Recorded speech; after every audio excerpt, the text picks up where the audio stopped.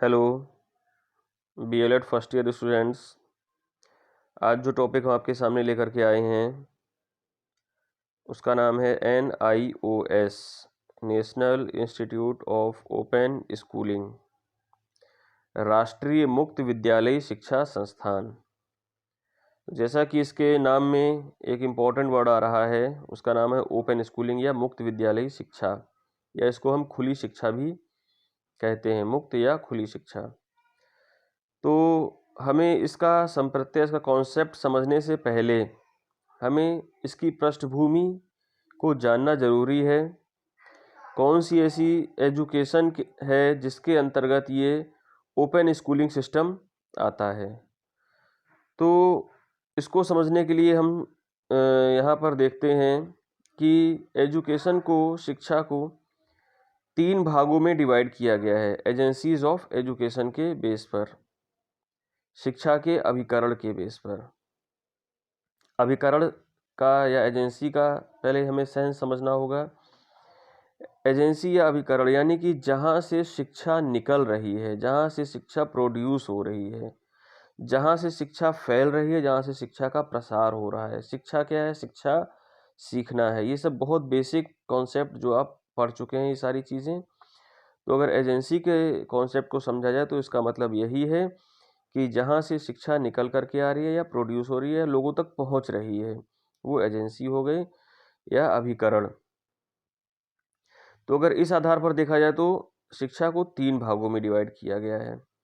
सबसे पहले आती है आपकी औपचारिक शिक्षा, फॉर्मल एजुकेशन। दूसरा है अनौपचारिक शिक्षा, इनफॉर्मल एजुकेशन। और तीसरा है निरौपचारिक शिक्षा या नॉन फॉर्मल एजुकेशन। तो सबसे पहले जो है औपचारिक शिक्षा। औपचारिक शिक्षा किसे कहते हैं? Formal education. औपचारिक शिक्षा, जैसा कि नाम से ही स्पष्ट हो रहा है, फॉर्मल, या हम लोग बोलचाल की भाषा में भी इस्तेमाल करते हैं, यूज़ करते हैं। फॉर्मल से ही फॉर्मेलिटी बना हुआ है। फॉर्मेलिटी शब्द का यूज़ हम लोग अक्सर करते हैं, जो कि फॉर्मल से बना हुआ है। या औपचारिक, यानी कि ऐसी शिक्षा जिसके लिए कुछ फॉर्मेलिटीज़ की जाती हैं, वो औपचारिक शिक्षा के अंतर्गत आती है। फॉर्मेलिटीज़ कैसे की जाती हैं? फॉर्मेलिटीज़ जैसे कि हम बच्चे को स्कूल में ले जाते हैं, वहाँ पर जो भी हमें डॉक्यूमेंट्स सबमिट करने हैं, लगाने हैं, वो लगाते हैं, वहाँ पर स्कूल में सबमिट करते हैं। स्कूल में बच्चे का नाम, फादर्स नेम, एड्रेस, ये सारी चीज़ें नोट कराई जाती है, लिखाई जाती हैं, फॉर्म भरते हैं, जो भी चीज़ें, ये सब जो है एक फॉर्मल या फॉर्मेलिटीज़ के अंतर्गत ये सारी चीज़ें आती हैं। तो इस तरह से हम ये कह सकते हैं कि फॉर्मल एजुकेशन जो है वो औपचारिक शिक्षा, स्कूलिंग शिक्षा जब से प्रारंभ होती है, जब बच्चा सर्वप्रथम स्कूल में अपना पहला कदम रखता है, उसी समय से औपचारिक या फॉर्मल एजुकेशन स्टार्ट हो जाती है। इस एजुकेशन में बच्चे का प्रॉपरली एडमिशन प्रोसेस के थ्रू कराया जाता है। फिर बच्चा फॉर्मली जो है यूनिफॉर्म जो स्कूल में होती है वो पहनता है। जो बुक्स, कॉपीज़, बैग, पूरा सिस्टम के अकॉर्डिंग बच्चे स्कूल जाते हैं। फॉर्मली जो है स्कूल में बैठते हैं, टीचर से इंट्रोड्यूस होते हैं। ये सारी चीज़ें फॉर्मेलिटी के अंतर्गत आती हैं। सब फॉर्मल रूप में, फॉर्मल वे में सारी चीज़ें होती हैं। इसलिए इस शिक्षा को औपचारिक शिक्षा के नाम से जाना जाता है। तो छात्रों, हम ये कह सकते हैं या यहाँ पर हम ये समझते हैं कि जब बच्चा स्कूल में अपना पहला कदम रखता है और इसके बाद बच्चा आगे क्लास प्रमोट करता रहता है, high school, inter, graduation, post graduation, या जब विश्वविद्यालय स्तर तक की जो भी शिक्षा जब बच्चा लेकर के वहाँ से निकलता है और फॉर्मल के रूप में उससे स्कूल से, विश्वविद्यालय से, जहाँ से भी वो शिक्षा प्राप्त कर रहा है, उसे उसका रिपोर्ट कार्ड, उसे उसकी मार्कशीट, उसे उसका सर्टिफिकेट, ये सब फॉर्मली उसको मिलते हैं, जिसको वो शो कर सकता है कि हाँ, मैंने हाई स्कूल पास किया, इंटर पास किया, और इसका ये प्रूफ है, जो कि फॉर्मली वो शो कर सकता है। तो इस प्रकार से हम कह सकते हैं कि ये सारी चीज़ें फॉर्मल वे में चलती हैं, इसलिए इस शिक्षा को स्कूलिंग शिक्षा कहा जाता है या औपचारिक शिक्षा इसे कहा जाता है। तो स्कूलिंग शिक्षा से लेकर के प्राइमरी लेवल की शिक्षा जब से बच्चे की स्टार्ट होती है, और विश्वविद्यालय यूनिवर्सिटी लेवल तक की जो एजुकेशन है वो सारी औपचारिक शिक्षा के अंतर्गत आती है। तो छात्रों, औपचारिक या फॉर्मल एजुकेशन का कॉन्सेप्ट ये हुआ आपका। अब हम दूसरा बताते हैं आपको, अनौपचारिक शिक्षा, इनफॉर्मल एजुकेशन। तो अनौपचारिक शिक्षा या इनफॉर्मल एजुकेशन, जब बच्चे का जन्म परिवार में होता है और परिवार में रहते हुए अपने बड़ों को देख करके, अपने माता पिता, अपने भाई बहन या अपने घर में अन्य सदस्य, उनको देख करके बच्चा धीमे धीमे सीखना शुरू करता है अपनी एज के, अपनी उम्र के अकॉर्डिंग। बच्चा बोलना सीखता है, बात करना, व्यवहार, हंसना, इमोशंस, ये सारे उसके सीखने में आने लगते हैं। तो कहीं ना कहीं शुरुआत तो इस रूप से होती है, इस तरह से होती है। इसके बाद फिर बच्चा धीमे धीमे समाज में निकलना शुरू करता है, लोगों से मिलना जुलना, बात करना, आस पड़ोस के जो बच्चे हैं उनसे मिलना जुलना, उनसे खेल कूद करना। तो वहाँ पर बच्चा सदैव कुछ ना कुछ सीखता रहता है।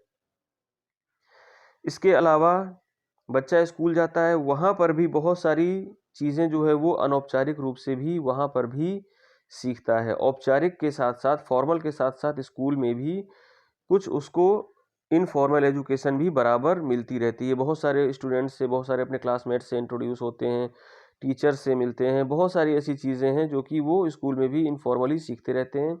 इसके अलावा बाहर बच्चे बड़े होते हैं, एक वयस्क के रूप में डेवलप हो जाते हैं, प्रौढ़ के रूप में डेवलप हो जाते हैं, फिर उनकी एज बढ़ती रहती है। शिक्षा का एक संप्रत्यय है कि इंसान जीवन भर सदैव कुछ ना कुछ सीखता रहता है।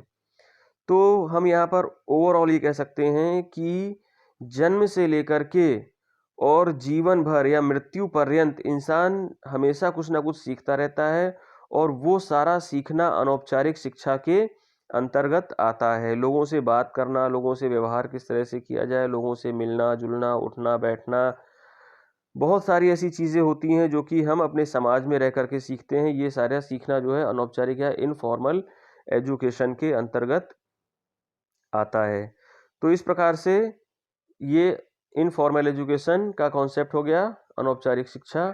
किस प्रकार से जो भी हम कोई ज़रूरी नहीं है जो बच्चे स्कूल ना गए हों वो जीवन में कुछ नहीं सीख पाए, ऐसा नहीं है।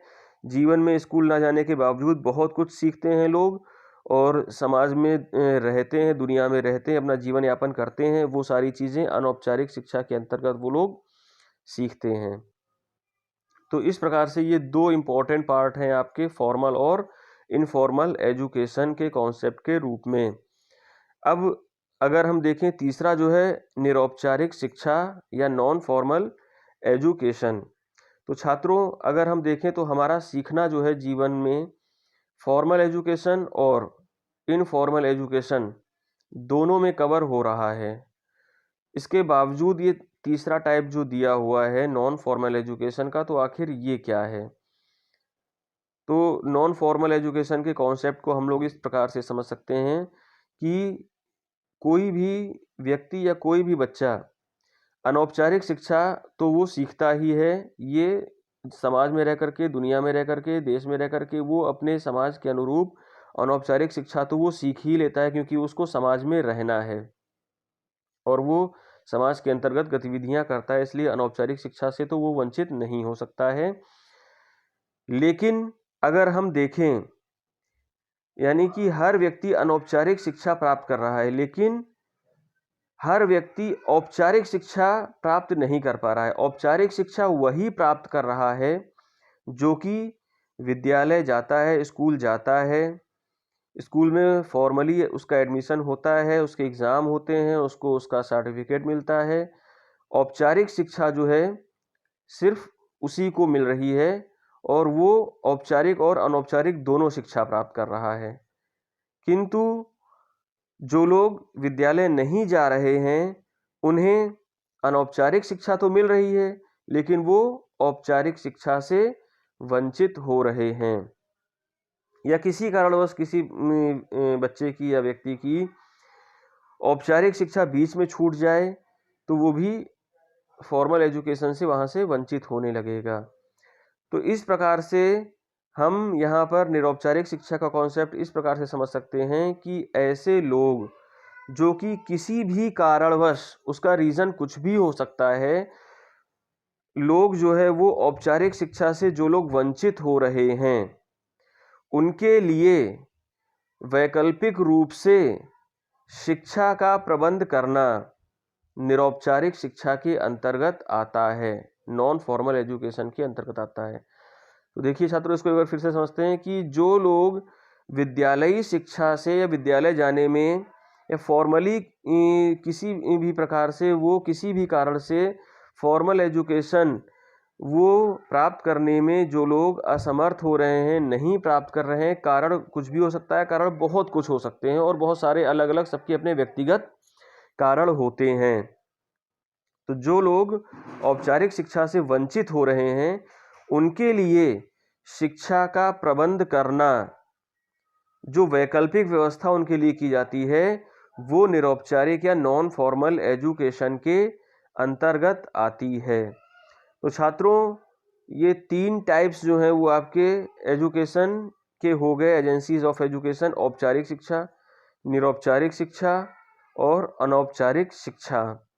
और ये तीनों आपको टाइप्स जो है वो पता होना ज़रूरी है, क्योंकि अगर ये तीनों आपको पता नहीं होंगे प्रॉपरली, तो ये टॉपिक जब हम आगे इसको और आगे बढ़ाएंगे, हम ओपन एजुकेशन पर विस्तार पूर्वक जब हम बात करेंगे, इसको क्लियर करेंगे, तो वहाँ पर वो आपको समझ में नहीं आएगा। तो इस प्रकार से ये तीनों टाइप्स और इन तीनों टाइप्स में भी निरौपचारिक शिक्षा आपको समझना बहुत ज़रूरी है। और आप अगर इसमें किसी को कोई कन्फ्यूज़न है तो हमसे फ़ोन करके या हमसे बात करके हमसे क्लियर कर सकते हैं। और अभी हम इस क्लास को यहीं पर रोकते हैं और हम इसके आगे इसी टॉपिक में नेक्स्ट क्लास में स्टार्ट करेंगे। धन्यवाद।